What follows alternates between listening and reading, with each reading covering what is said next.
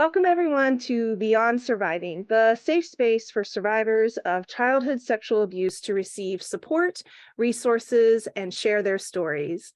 Beyond Surviving is about freedom, healing, connection, and even laughter and fun. Most importantly, it's about letting go of the pain of abuse and finally moving on. You can learn more about me and the Beyond Surviving program at rachelgrantcoaching.com. Now, folks, I'm so glad to have here with me today my guest, Emma Jane Taylor, who is going to be sharing with us about her journey, really journeying from this place of denial to silence to breaking the silence. And we're going to talk a lot today about how to go about sharing your story and doing that in a safe way. So what's really so for Emma Jane is growing up, she was often told that she was a failure, she was going nowhere, and had been kind of labeled as a juvenile delinquent, which, those are my favorite kind of people, quite frankly. But it can be really debilitating. So, having that, label placed on her by the age of 13, that really led, her on her road of, struggle and, mental health trauma and child sexual trauma. And the good news is they were very, very wrong, because we are in the midst of a badass today. She has gone on to, create her own success using therapy and support, of course, and fitness and well-being and writing. She's now the founder of The Works Co., a series of lifestyle businesses that she founded over 25 years ago. She's an advocate. She's a voice on the subject of child sex abuse, speaker, author. She has this amazing book, Don't Hold Back, that I encourage you to go out and get. And she's also very recently launched the Project 9010, which is a charity that's being set up to reduce child sex abuse through education, knowledge, awareness, and research. So, Emma Jane, I'm so glad you're here, and I'm so excited to be having this conversation with you today. Welcome to Beyond Surviving. Thank you so much, Rachel. It's a pleasure to be here with you.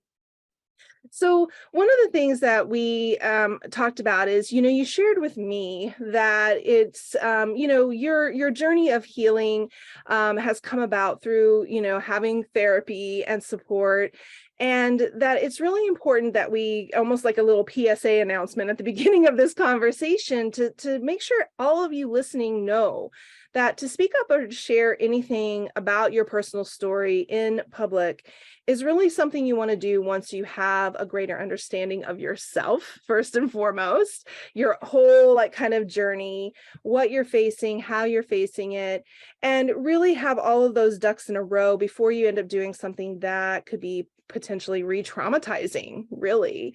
So I'm excited to explore, this journey with you today and think about how we can navigate sharing stories in safe, empowering ways. Yeah. Any thoughts about that just to get us going? Yeah. And Rachel, I think absolutely what you said is really, really important to me. And, I am out here, I'm speaking, I've written books, I've just published a magazine, I have a charity, but it's also really important for me to say I haven't done any of that without a lot of therapy and support. I don't advise anyone to speak up or share anything in public about their personal story until they have a greater understanding of them, their journey, and what they're facing in their world and how they're facing it, really. So if anyone's listening thinking, yeah, I want to get out there, I just want you to stop for a minute and have a look at where you're at in your life, because considering this is really important, because it could cripple your world if you speak up and out too soon. And I know that because here I am at 50 years old, and I've only been speaking out 5 years. I was, I spent years and years and years in and out of therapy, not just one form of therapy. I've done an A to Z of therapy. So I have got a rounded picture and a very stable base to be here. And even that, even though I've done all that, the first time I spoke out, it was scary. And I was really nervous, because you're letting out years and years and years of trauma. And you kind of get to the point where you just think, oh, have I done the right thing? But Mhm. with the support around me, that very grounding space around me has allowed me to sort of grow. And of course, we live in a virtual world, with social media, and unfortunately people do troll, and they do judge you.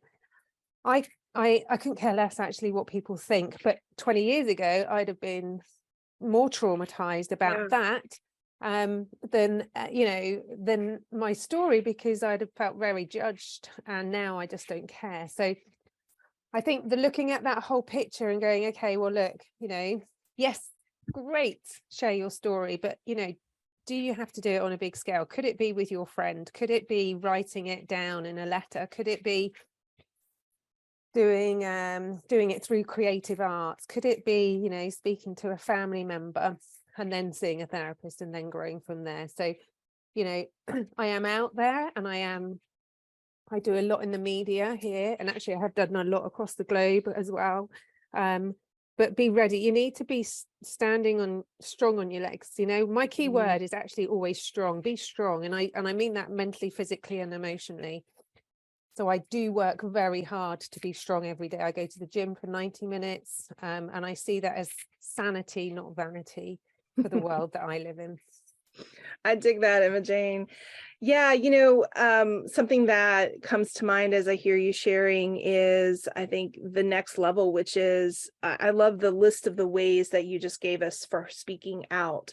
Oftentimes, people who have experienced trauma will feel called to be advocates, allies, public speakers, and sometimes they're not. And there's no shame in that, right? Like, you don't have to tell your story in a very public way. There are lots of different avenues for speaking your truth. So no pressure there. No pressure there. Um, Absolutely. but yeah, and there's kind of like different levels of preparedness that you need based on the different levels or ways that you might be sharing your experience with someone. Mhm. Absolutely, absolutely. And I think it's just very important. I never advise anyone to go out into the media, stand on the first event I did a small event, and then I was thrown onto a stage where there was 450 people in the audience, at a football stadium here in the UK. And Uh-huh. I was terrified. I was nervous, really terrified, but I was ready for it. Yeah. And I could deal with the fact that I was nervous. Halfway through my speech, I just stopped and I said, look, guys, I'm so sorry. This is really the biggest event I've done sharing my story. Could you just bear with me? And the room just went, but I Mm. had the experience and the strength to be able to do that, instead of just standing there reading, when you Shoving get through through it. it. Yep. I Hmm. could use it, I was able to present as well. Yeah, I love that. A question we often get too is just in general, do I have to tell anyone, right? Do I have to speak about it at all in order to heal? What do you think about that? I think that's a really important point. um, but I think it's not necessarily being in the public eye. I think it is very important to speak to somebody who you feel confident with. That could be a therapist, it could be your best friend, it could be your family member, or it could just be someone that you've met along the way, Mm. um, in your own journey, that you feel comfortable with. But it doesn't need to have to be more than one person. You don't have to do it on a great scale. It could just be someone you feel safe with. And the reason I strongly believe we need to get it out of us is because the silence that we own and share is the perpetrators. It is our abusers' silence. It is their wrong. And by suppressing it and having that fear and shame around us is constantly pulling us down, pulling survivors down, pulling victims down. And by letting it out, it allows it to be freer, even if it takes some while to heal from it.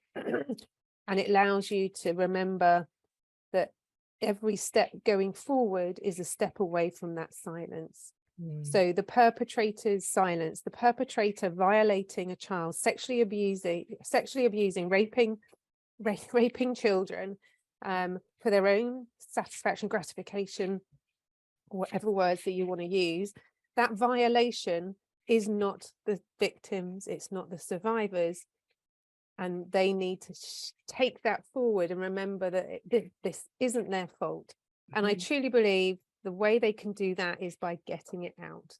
Does that make sense? Oh, it makes total sense. Yeah. In the Beyond Surviving program, we do things kind of step by step. And one of the things that we work a lot with is shame, and really getting shame placed where it belongs, just as you've named. It's not ours. It's the person who made the choice. It's the person who caused the harm.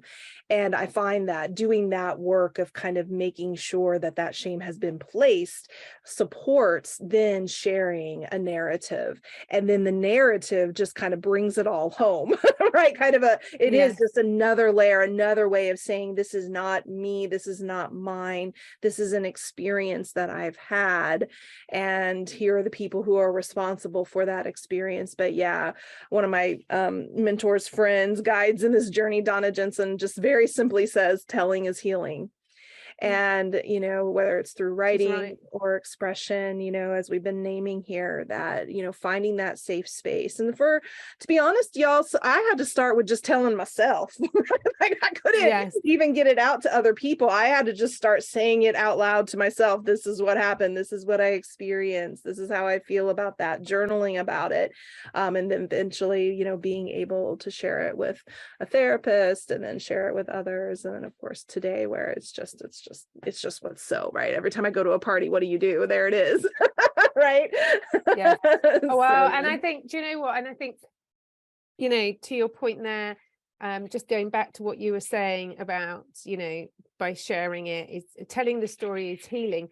But of course, there was also for many of my years, I didn't even know that was not supposed to happen, right? I didn't even know that was illegal. Because as children back in, I was born in 1972. The education we had on these conversations, sharing them, physical relationships, sex, it wasn't anywhere close as advanced as it is today. So I had no clue, because I wasn't aware what was right or wrong. It was only later in my years. And I think, personally, I know that I had a delayed onset of maturity, because I was so held back by what had happened to me as a child. And I really hadn't understood or appreciated that what was happened was wrong. So when that penny dropped, and of course, as we know, our brains don't fully develop until then, sort of in their late teens, early 20s. So I was textbook, going through all my trauma, childhood trauma, all the disorders and addictions that followed me from that, late teens, early 20s. That's when everything started to sort of come home to me, and the reality of what had happened. That's when the penny dropped, right? And then that's when I was like, okay, I was, self-sabotaging myself, and had been for years. And then I was like, right, I'm going to go and move away, live in Spain, drank myself through Spain, came back and got a therapist, because I realized then that I needed help. And I was like, the time has come. But also, I threw myself into therapy, I threw myself into business, and they kind of worked parallel. My journey went forward, and I was actually okay. I thought, and I never in a billion years did I think I'd be speaking out, writing books, publishing magazines, and all these wonderful things, being here and having this conversation. I never set out to do that. I never set out to do all the things that I've done today, but now it feels like the right thing to be doing, and I'm proud to have got the opportunity to be here to do that. Well, I'm so glad. Yeah, I can very much relate to that. I often say, like, I was just trying to get my shit together. Yes. Yeah. And then it became the next thing and the next thing and the next thing. And then lo and behold, here I am. And as you say, right, it's in alignment. It feels like the right place to be. And I'm so glad that you are here and sharing your voice and sharing your experience, because we have so much to learn, especially on this topic of how to become strong, where to find our strength to speak out, and how to prepare for that. So let's just take a little quick break. And then when we come back, let's get into some of the nitty gritty of like what you would really like people to know about how to make sure that they're set up for success before they tell their story. So we'll take a quick break and we'll be right back. Are you ready to take charge of your brain and kick PTSD to the curb? Then check out my 28-day boot camp for the brain, 5 foundations for healing your nervous system. This is a self-study virtual program for survivors of sexual abuse that blends cutting-edge neuroscience and kick-ass brain-boosting exercises, all expertly designed to teach you in a down-to-earth way the fundamentals for retraining the brain, healing the nervous system, and feeling in charge of your life again. And right now, you can get this program for a limited time at $47, $50 off the usual price. I also have a pay what you can program, so nothing should hold you back and stop you from taking advantage of this beautiful course that's been wonderfully designed to focus on healing you from the inside out, starting with the brain and nervous system. Go to rachelgrantcoaching.com/bootcamp to get started today. Now, back to our show. All right, welcome back, everyone. I'm here with Emma Jane Taylor, and let's get into some of this nitty gritty. So what is the advice that you would offer anyone who's thinking about, okay, I've come out of denial, I'm ready to start speaking about this, and I want to come out, to some people in my life, or maybe even on a platform? What are some of the things that they should be keeping in mind and making sure they have in place first? I think it's really important for us to understand why we want to speak up and out. And I mean, what's your take home? What's your key message? Why do you want to even get on a stage? Why do you want to be public? Why do you want to tell your friend? What do you want to gain? Why do you want to go and see a therapist? And it's having a plan. And I think not just on this conversation, in life, that's an important factor of our development. And obviously I do work in that space as well as a behavior change mentor and trainer. What's my take home? What are my key messages? Why am I doing this? So I would first of all just lay that out. 3 things. What's my take home? What do I want my audience to take home? What do I want to take home from my therapy?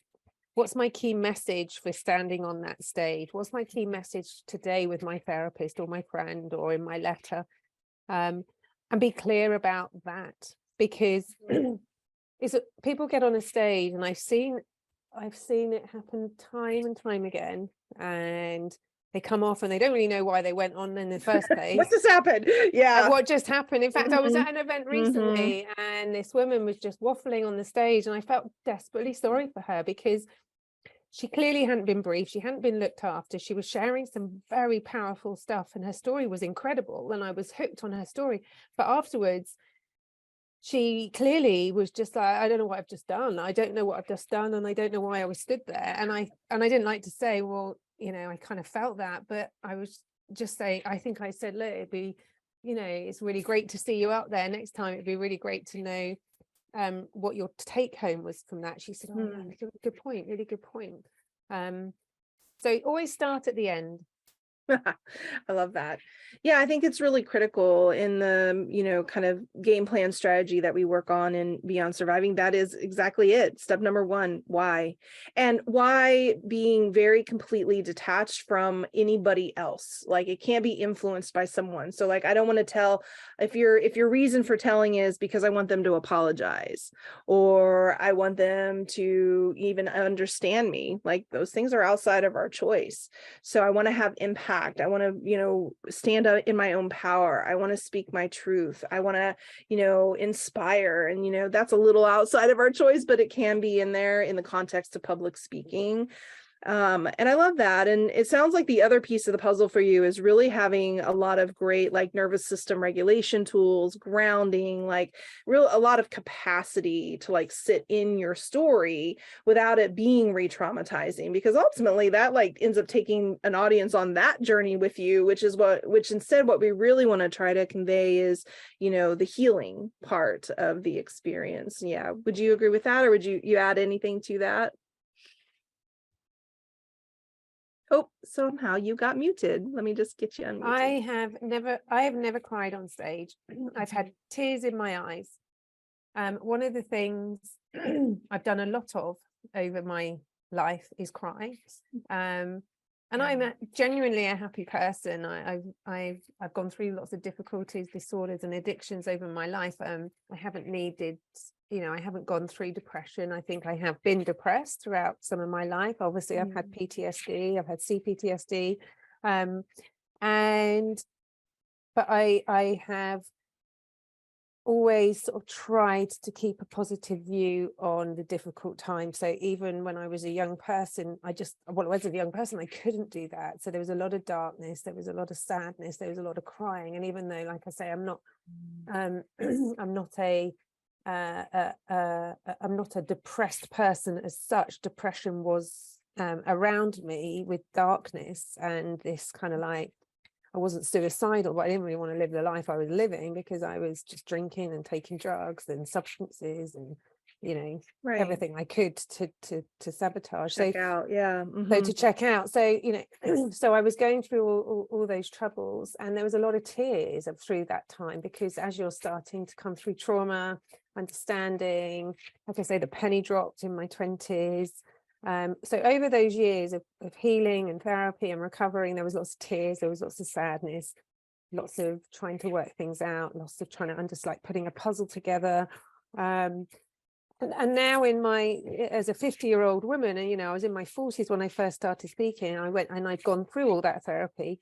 One of the things I didn't want to do as a speaker, a motivational speaker, was to stand on stage crying. Of course, there are moments when you first start speaking out where it's overwhelming, and there were tears in my eyes as I was sharing stories. And I think that's, for me, that's an acceptable part of the development of you as a person and the journey. And I don't think there's nothing wrong with crying, right? It was just that's not what I wanted to share as a speaker, as a motivational speaker, as someone giving other people hope.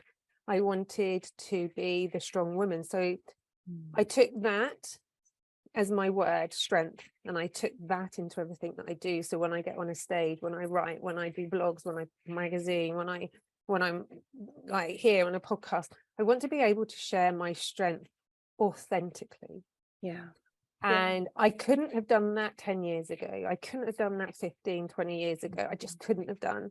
But since I was 45, so 5-6 years ago, I've been able to move into that space of strength, and it wasn't easy. It was like step by step, step by step, step by step.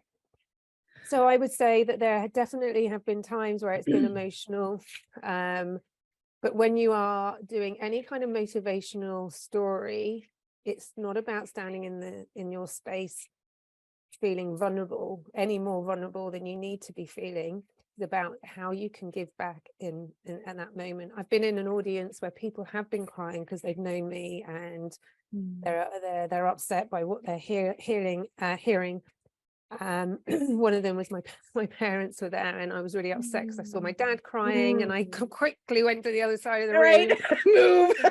Look away. Yeah, I found it, and he got his hanky out, and then my brother was behind him, and he got his hanky out, and of course it hits everybody. But I think for me, it's like there's been a lot of tears, there's a lot of emotion, but if you're stepping forward, you want to make sure. I feel like so grateful for the people who've given me my foundation and my structures through the therapy, because I can stand as that woman at the top of that tower, feeling strong about the messages that I want to share. And like I say, there's nothing wrong with crying, but it's in a space where you feel safe, not where you feel vulnerable. Yeah, right.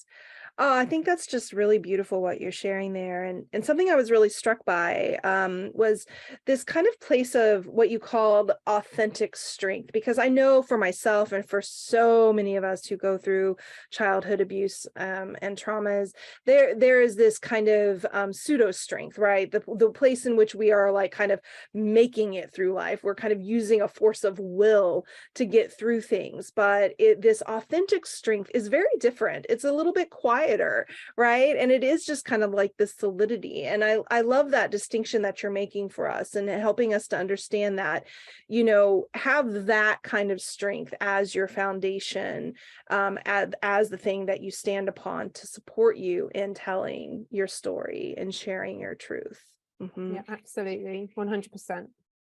So you wrote a book. Speaking of whys and motivation, Yes. so yeah, tell us a little bit more about Don't Hold Back. Okay, so Don't Hold Back was my debut book. I'm in the middle of, well, I've written my second book, but I've got writer's block, so that could be a long time. So it was really, one of the first parts of me speaking up and healing was to share my story. And it had been picked up by the media here in the UK, national press here in the UK. But I wanted to put my own spin on it, but not in a book. And there's a lot of books out there. There's a lot of reference books, so self-help books, and they're all brilliant. But I didn't want it just to be about my story. And I think the trouble is, if you are going to be a speaker, if you are going to be a person out in the public, you need to be credible. And that means that you've got to put some stuff out there. So when I first started writing my book, my friend Simon Koenig, he's a well-known author here in the UK, and I said to him, I just don't know what I'm doing with this, the first bit of when you talk about yourself. He said, well, EJ, you just need to get your story in there, because I wanted to be, because I do a lot of mentoring, I wanted the book to be sort of motivational, helpful for people. And so I put the story in there and I shared it with him, and it was literally like, hi, I'm Emma Jane. I've gone through some traumatic experiences as a child. These have allowed me to now be who I am, doing what I'm doing. He's like, no, EJ, that's not going to cut any ice. And you need to tell your story. So I then put it out there a little bit more, and he's like, no, you need to tell your story. So one night I just started writing, and I've done this a lot over my life. Start writing and sharing, and writing and sharing, crying, deleting, writing, crying, deleting, just, and then suddenly I was like, I can't stop. So I got my my intro out there, and he was like, well, that's it. People need to believe you as a person, and unless you're out there and honest, not everyone's going to know, right? I mean, the world's a big place. And so I kind of got it out that way. And so the book is really, it's all about sharing my journey, from the trauma of being sexually abused as a child to being abandoned and rejected by my biological father. And so what I want to do is offer hope and insight into the power of the human spirit to overcome adversity and trauma. So the book is full of practical tools, possibilities that readers have found much hope with, and inspirational from. You can have it as a workbook. There's some pages in there. You can have workbooks. And I mean, obviously I had to share my experiences to a degree. So the first bit may be uncomfortable reading, but that's only a few pages, and then my story is sort of linked through the book. But it's a motivational tool book. So it's a book that people can reference. And actually, I've known a couple of people who aren't survivors of child sex abuse, and they have read it and found it very helpful as well, because I talk about boundaries and having, I give everybody a toolkit. You create your own toolkit. Oh man, we need that. We got to have some tools. It's so important. And just the title itself for me is really powerful. Don't hold back. You're right. Whatever that is, and whatever place in your life where you're feeling that sense of hitting up against a wall or wanting to make yourself small, instead expand, go forward, go for it. And one of the ways that you are expanding is by getting up in the face of the government. Yes. Going to Parliament. Come on, Imogen. I love that. Wow. So I am just cheering you on and championing that effort. And the ways, I mean, we have to influence from the top down in so many ways to create social and cultural change. Yeah. Anything that you've been any takeaways from that experience so far, or anything you've been learning or noticing from engaging in that on that level? The higher up you go, the more people you engage with, the more networking you do, and the more credible you become to people. So you become a person. And actually, there's a long way for me to go, but actually just sort of making those little steps. I never thought again that I would be interested in moving into any kind of political world, but actually we are, as a society across the globe, governed by this blanket of leaders. It's like there's us, and then on the outside of the world there's like this this big parachute covering us of leaderships, and they are manipulating our journeys. And so, you know, we know the raw facts about child sexual abuse. We know the raw facts about what isn't being done, what should be being done. The priorities for this conversation aren't anywhere close to where they should be. And we need different thought processes. You know, I took a petition to Parliament to get the governments to support survivors of child sex abuse in the workplace, because again, as we know, you know, most people in their sort of late teens, early 20s were just starting to be understanding the trauma, and that's the time when they're going into the workplace. And then clearly, if they're not being supported, then it can suppress them as employees.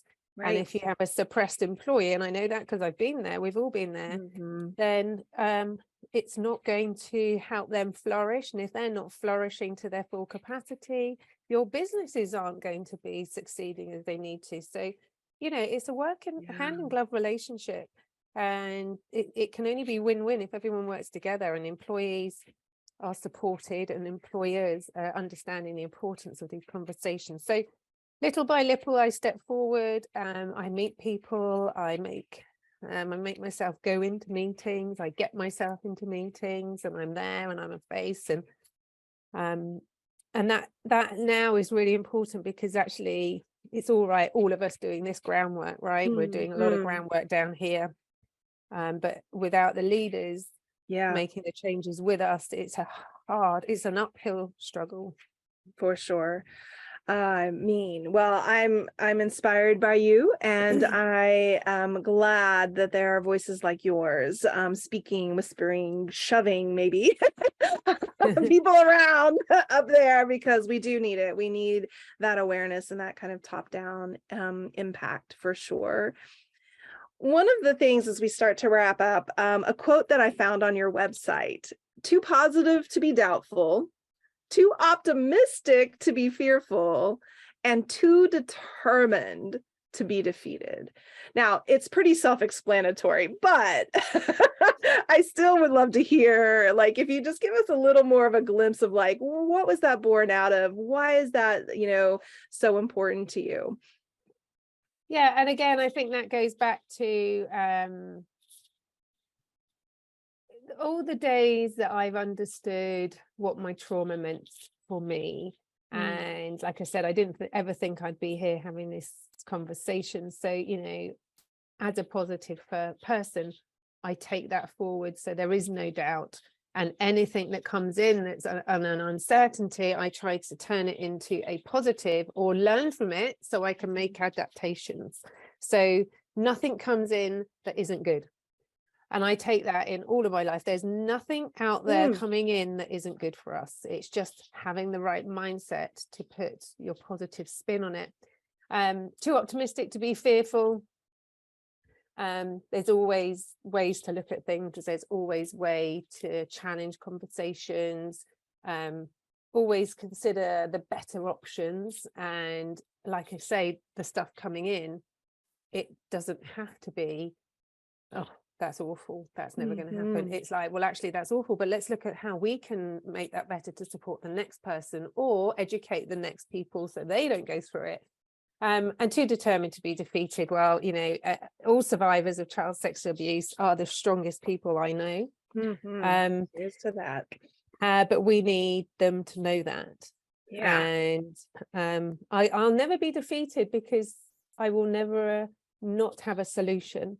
Even no one can bring you down unless you feel that you want to take on that sinking ship. I'm not prepared to do that. So when something comes in that isn't right, if something goes wrong, there's always a way to twist that around. I mean, you know, it's a lot of people find this stuff, you know, psychological babble, but it's really not if you have that mindset. So, you know, I get up every day, I go to the gym, I do 90 minutes at the gym. That's my breakfast. In those 90 minutes, I have succeeded in doing a lot of work as well, and not just in my office, but in my head, and getting into the right place. yeah, I mean, I run a business that it doesn't always go right. There's a lot of Yeah. things that come in that go wrong, but it's like, well, I don't attack it with like, oh, I attack it with like, right, okay, let's learn from that. Let's take that Yeah. forward so we don't make that mistake again. And that's what that was kind of born out of, really. Thanks for unpacking that for us, because it's powerful as it is, but even just to hear the layers and the nuances of what that really represents and what that means, I think that that's just a blessing and for everyone to really absorb today. Emma Jane, thank you so much for being here and sharing your wisdom and your heart and your spirit with us. And thank you for the courage that you have found and the strength that you have found to be a voice in this battle against this, epidemic that is childhood sexual trauma. And for those of you listening who want to learn more about Emma Jane, you can check her out at emmajanetaylor.com. The link will be in the show notes. And as always, thank you everybody for tuning in and joining us here. If you'd like to make a donation in support of the podcast, you can do so at bit.ly/Beyond Surviving Podcast donation. And then pop on over to rachelgrantcoaching.com to learn more about sexual abuse recovery coaching and check out the resources that are there. Be sure to subscribe to the podcast and then come back next time, because we have so much more to share. And until then, take good care of you.